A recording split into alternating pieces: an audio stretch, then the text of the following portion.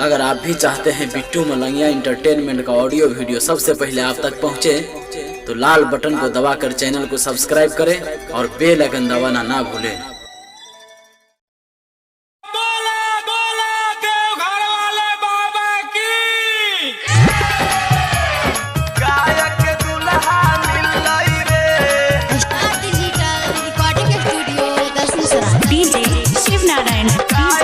अपने सब सुन रहा छी बिट्टू मलंगिया एंटरटेनमेंट के।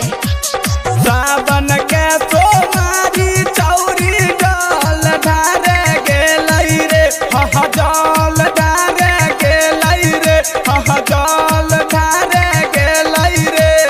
चरते लगन चौरी के गायक दुल्हा मिलै रे, चरते लगन चौरी के निमन दुल्हा मिलै रे, चरते लगन चौरी के गायक दुल्हा मिलै रे।